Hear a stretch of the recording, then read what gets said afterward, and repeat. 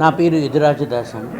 Hare Krishna moment Visakhapatnam ఆధ్వర్యంలో Shri Jagannadh బహుడా రథయాత్రని July 24వ తారీఖు అనగా శుక్రవారం సాయంత్రం 4:30 గంటలకి శ్రీ వైభవ వెంకటేశ్వర స్వామి మందిరం ఎన్జిఓస్ కాలనీ నుంచి ప్రారంభమై మనం చూస్తే Ayyappa Nagar, Tenneti Nagar, Muralinagar main road, Varma complex, అలాగే కళింగనగర్ ఈస్ట్ పార్క్లో ఈ యొక్క కార్యక్రమం ముగుస్తుంది. రథయాత్ర కార్యక్రమం ముగుస్తుందండి.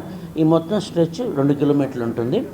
సో మనం వారం రోజుల క్రితం చూసుకుంటే జగన్నాథ్ రథయాత్ర జరిగింది. సో ఏంటి రథయాత్ర అంటే భగవంతుణ్ణి ద్వారక నుంచి బృందావనానికి భక్తులు తీసుకెళ్లేదాన్ని రథయాత్ర మహోత్సవం అంటారు.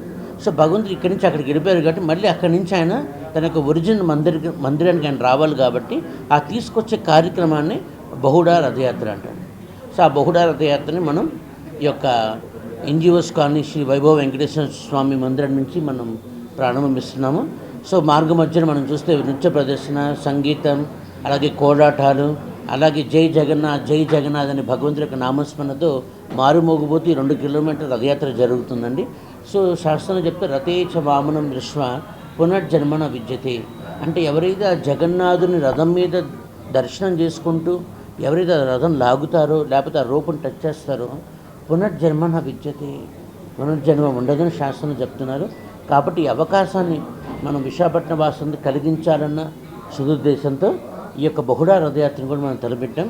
కాబట్టి విశాఖపట్నం వాసులందరూ వచ్చి ఈ కార్యక్రమంలో పాల్గొని స్వామివారి కృపకు పాత్రలు కావాల్సిందిగా మీ ద్వారా మేము తెలియజేసుకుంటాం.